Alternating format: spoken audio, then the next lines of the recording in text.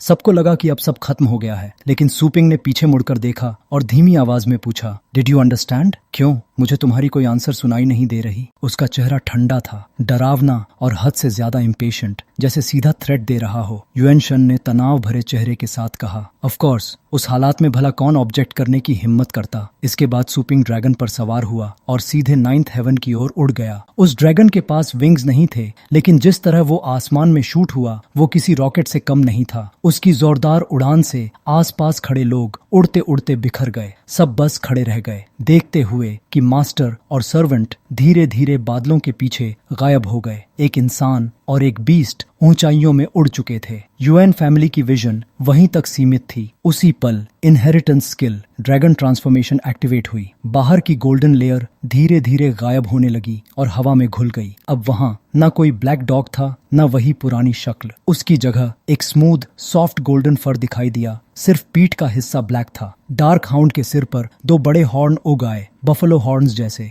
इतना ही नहीं, उसके आर्मपिट्स के पास भी एक और पैर निकल आया। ये बेहद औसम था। अब उसका ऑरा किसी एम्परर जैसा लग रहा था। कौन सोच सकता था कि कुछ दिन पहले तक वो वही बेवकूफ डॉग था जो अपने ओनर को खो चुका था और गंदगी फैलाता था, जिसे सूपिंग को साफ करना पड़ता था। और अब वो पूरी तरह इवॉल्व हो चुका था। अब वो था great Yan heavenly dragon hound, rank 7 high level का टेरिफाइंग एग्जिस्टेंस। उसका ब्लड पूरी तरह बदल चुका था। अब वो ग्रेट यान ट्रू ड्रैगन ब्लड लाइन बन चुका था। उसकी कॉम्बैट पावर पहुंच चुकी थी 14 तक। अब उसका नाम डार्क हाउंड नहीं रहा, अब उसका नाम था great Yan heavenly dragon hound. उसके स्किल्स थे ड्रैगन ट्रांसफॉर्मेशन, ग्रेशन golden dragon might, thunder underworld, fierce killing domain, dragon armour, dragon roar, 100 mile soul chase, death poison slash, wind protection, earth's protection, sturdy shell और thunder skin. अचानक सूपिंग को old dragon king की कही हुई बात याद आई। ड्रैगन हाउंड का रेल्म अगर बहुत ज्यादा ऊंचा हो गया तो तुम उसे विथस्टैंड नहीं कर पाओगे। इसलिए मैंने 3 सील्स लगाई हैं जो उसकी पावर के 9 हिस्सों को सप्रेस करती हैं। सिर्फ एक हिस्से की पावर देखकर ही सूपिंग चौंक गया। ओल्ड ड्रैगन किंग की इनहेरिटेंस वाकई टेरिफाइंग थी। केवल एक सील के साथ ही उसकी पावर सीधे रैंक 9 लिमिट तोड़कर स्टार सी रेल्म 14 तक पहुंच गई थी। सूपिंग ने बुदबुदाकर कहा, तो ये था फर्स्ट सील। पहला सील अनलॉक होते ही ड्रैगन हाउंड का लेवल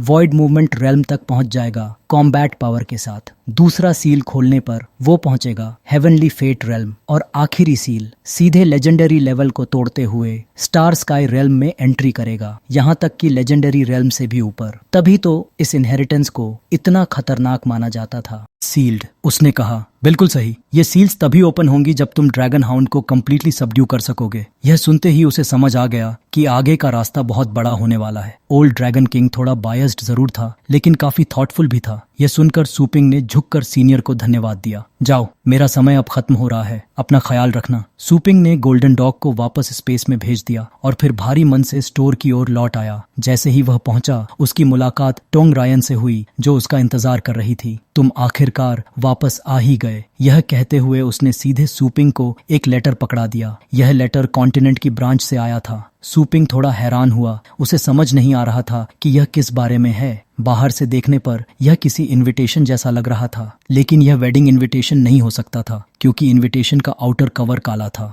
बीच में एक फीनिक्स बर्ड का सिंबल था जो खुद को एक सर्कल में समेटे हुए था। यह देखते ही सूपिंग समझ गया कि यह होली लाइट सिटी की नर्चरिंग एसोसिएशन की इनविटेशन है। इनविटेशन की क्वालिटी डिस्टिल्ड वाटर जितनी साफ और एलिगेंट थी। टोंग रायन के हाथ से यह शानदार इनविटेशन लेने के बाद सूपिंग उसे देर तक घूरता रहा, जैसे सोच रहा हो कि यह किस एक्स गर्लफ्रेंड की इनविटेशन है। मजाक था। यह होली लाइट सिटी की नर्चरिंग एसोसिएशन की इनविटेशन थी। इनविटेशन पर टाइम और प्लेस साफ साफ लिखे थे, लेकिन सूपिंग को समझ नहीं आ रहा था कि यह उसे क्यों भेजी गई है। उसने होली लाइट बेस्ड सिटी का नाम तो सुना था, लेकिन कभी डिटेल में जानने का मौका नहीं मिला। उसे बस इतना पता था कि वहाँ पेट वॉरियर नर्चरिंग प्रोफेशन बहुत ज्यादा डेवलप्ड है। लगता था कि उसे इस जगह का एक्सपीरियंस रखने वाले किसी इंसान से पूछना पड़ेगा। इसलिए सूपिंग ने तुरंत अपनी रिस्ट वॉच उठाई और किसी को मैसेज भेजा। वह स्टरी स्काई का काउंसिल चेयरमैन था। उसने बस 2 सेंटेंसेस भेजे, do you have time, I want to ask a question. अभी रिप्लाई भी नहीं आया था कि सामने एक्शन शुरू हो गया। आसमान में नीले क्लाउड्स सफेद क्लाउड्स के चारों ओर घूम रहे थे। नहीं, बीच में क्लाउड्स नहीं थे, वहां एक स्पेसशिप था। आउटर स्पेस से वह सीधे अर्थ की ओर नीचे आया। एटमॉस्फेयर की कई लेयर्स को चीरता हुआ वह लॉन्गहॉन्ग बे सिटी के एयर स्पेस में उतरा, लेकिन वह एयरपोर्ट या किसी डेजिग्नेटेड स्पेसशिप एरिया में नहीं उतरा, बल्कि ब्रॉड डेलाइट में ठीक सूपिंग के एक्स्ट्रॉर्डिनरी पेट स्टोर के सामने आकर उतर गया। स्पेसशिप के चारों ओर धुआं और धूल धीरे धीरे छोटने लगी। एक स्टेयरकेस बाहर की ओर खुली। लोग आते जाते रुक गए। सीन इतना ग्रैंड था कि बहुत से लोग वीडियो बनाने लगे। इनर सिटी में नासा स्पेसशिप के उतरने जैसा नजारा था। पासर्स बाय हैरानी से उसकी तारीफ कर रहे थे कि यह कितना ऑसम है। खिड़की से ये सब देखते हुए सूपिंग बिल्कुल स्पीचलेस रह गया। यह सच में अनरियल था। काउंसिल चेयरमैन का स्टाइल ही ऐसा था। जब भी वह सामने आता पूरा विलन वाला रोल निभाता, full of charm, full of presence और पूरी तरह कैप्टिवेटिंग। कम से कम उसे पहले बता देना चाहिए था। यह थोड़ा ज्यादा हो गया था। अगले ही पल काउंसिल चेयरमैन अंदर आ चुका था और सूपिंग के मीटिंग रूम में बैठ गया। बूढ़े काउंसिल चेयरमैन ने अपना हाथ सीने पर रखा और सम्मान के साथ कहा, बॉस सूपिंग, आपके क्या ऑर्डर्स हैं? होली लाइट बेस और वहां के पेट ट्रेनर्स के बारे में तुम्हें कितना पता है? डिटेल में बताओ। जी, बूढ़े आदमी ने कहना शुरू किया। स्केल और सेफ्टी फैक्टर के आधार पर बेस को 3 लेवल्स में डिवाइड किया जाता है, लेवल ए, बी और सी। सबसे पहले उसने सिटी लेवल्स का ब्रीफ इंट्रोडक्शन दिया, ऊपर से नीचे तक। लेवल सी बेस का एरिया सबसे छोटा होता है और सेफ्टी इंडेक्स भी सबसे कम। यह सिर्फ वीक बीस्ट्स के अटैक्स रोक सकता है, जिनकी मैक्सिमम कॉम्बैट पावर रैंक 9 तक होती है। ऐसे बेसेस ज्यादा नहीं होते। ज्यादातर ये आउटर पेरीमीटर पर बनाए जाते हैं, आउटपोस्ट्स की तरह। लेवल बी बेस का स्केल मॉडरेट होता है, लेकिन इनकी संख्या सबसे ज्यादा होती है। ये कुछ किंग बीस्ट्स के अटैक्स तक रोक सकते हैं। बॉस सू के लॉन्गहॉन्ग का बेस भी इसी लेवल बी में आता है। लेवल ए बेस बाकी सभी बेसेस से हर एस्पेक्ट में कहीं ज्यादा पावरफुल होता है। यहाँ तक कि किंग बीस्ट्स के लिए भी इसे ब्रेक करना बेहद मुश्किल होता है। हर कॉन्टिनेंट में ऐसे सिर्फ 7 बेसेस होते हैं जो इस लेवल तक पहुंच पाए हैं। होली लाइट बेस उन्हीं में से एक है। वहां के पेट ट्रेनर्स के पास बैटल पेट्स को स्ट्रेंथन और नर्चर करने के कई एडवांस्ड मेथड्स होते हैं। जैसे ब्लैकस्मिथ्स वेपन्स फोर्ज करते हैं, वैसे ही पेट वॉरियर्स एनिमीज को एलिमिनेट करने वाले सोल्जर्स होते हैं। होली लाइट बेस पहला ऐसा स्थान है जहां नर्चरिंग मास्टर प्रोफेशन ने जन्म लिया। दुनिया भर के पेट नर्चरिंग मेथड्स को कंबाइन करके देखा जाए तो वह जगह पेट ट्रेनर्स के लिए होली लैंड मानी जाती है। अपने गोल्डन ईरा में होली लाइट सिटी के नर्चरिंग मास्टर्स लगातार होली स्पिरिट लेवल के नर्चरिंग मास्टर्स ट्रेन करते थे, जिनकी स्ट्रेंथ लेजेंडरी लेवल पेट वॉरियर्स के बराबर होती थी। आज होली स्पिरिट लेवल एल सिर्फ एक टाइटल नहीं है। इस लेवल के नर्चरिंग मास्टर्स के पास ऑल थिंग्स को नर्चर करने की एबिलिटी होती है। वे ओवरवेलमिंग पावर वाले किंग बीस्ट्स तक को नर्चर कर सकते हैं। वही लोग डायरेक्टली कंटेम्पररी लेजेंडरी लेवल पेट वॉरियर्स की क्वांटिटी और क्वालिटी दोनों को बढ़ाते हैं, क्योंकि चाहे पेट वॉरियर कितना ही स्ट्रांग क्यों ना हो, हाई लेवल पेट्स के बिना वह अपनी पूरी स्ट्रेंथ कभी मैक्सिमाइज नहीं कर सकता। लेकिन धीरे धीरे Holi spirit level nurturing masters की संख्या कम होती गई और इसी वजह से कॉन्टिनेंट पर लेजेंडरी लेवल पेट वॉरियर्स की संख्या भी तेजी से घटने लगी। होली लाइट बेस की एसोसिएशन ऑफ पेट ट्रेनर्स ने तुम्हें एक इन्विटेशन भेजा है, शायद इसलिए क्योंकि तुम्हारे द्वारा नर्चर किया गया पेट एलीट टूर्नामेंट में हाई अचीवमेंट्स हासिल कर चुका है। वो लोग शायद तुम्हारे जैसे टैलेंट को रिक्रूट करना चाहते हैं।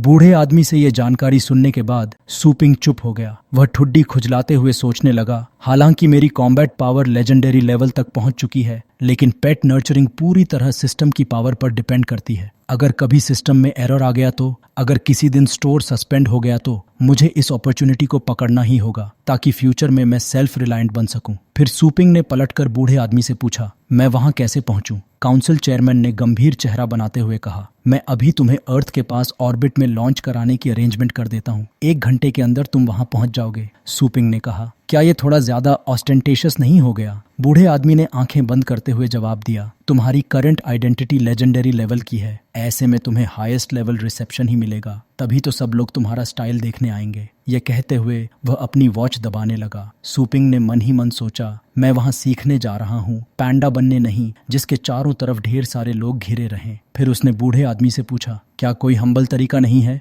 बूढ़े आदमी ने कहा, अगर स्लो होने से प्रॉब्लम नहीं है तो तुम कॉमन पीपल की तरह सबवे ले सकते हो। डेज और 2 नाइट्स लगेंगे। अगर चाहो तो मैं अभी टिकट बुक कर देता हूँ। सूपिंग को यह तरीका भी ठीक लगा। आखिर रास्ते में आसपास का सीनरी भी देखने को मिलेगा। उसे कोई जल्दी भी नहीं थी। काउंसिल चेयरमैन ने टिकट बुक कर दिया। अब बस सूपिंग के ट्रेन में बोर्ड करने का इंतजार था। फिर वह दिन आया। बोर्डिंग के समय सूपिंग को एहसास हुआ कि कॉमन पीपल की ट्रांसपोर्टेशन और काउंसिल चेयरमैन की कॉमन ट्रांसपोर्टेशन पूरी तरह अलग कॉन्सेप्ट्स हैं। ये जगह उसके लिए सच में हम्बल थी। जिस सबवे की बात हो रही थी वह अंडरग्राउंड चलने वाली आम ट्रेन नहीं थी जिसमें कोई भी टिकट लेकर बैठ जाए। वह तो ओशन के नीचे चलने वाली एक सबमरीन थी जिसमें पावर जनरेटर लगा हुआ था। ग्लास के बाहर तैरती हुई मछलियां, अंदर ऐसे लोग जैसे अपने घर में हों। यह सब देखकर सूपिंग बिल्कुल स्पीचलेस हो गया। सुबह ही तो उसने सड़क किनारे की राइस प्लेट खाई थी सारे टॉपिंग्स के साथ, और अब उसे यहाँ बिठा दिया गया था। वह कैसे अकस्टम्ड होता? पूछने पर पता चला कि काउंसिल चेयरमैन ने उसके लिए फर्स्ट क्लास टिकट ली थी जिसकी कीमत करीब 1 मिलियन स्टार कॉइन्स थी। ये सच में एक लेजेंडरी लेवल की नॉर्मल लाइफ थी।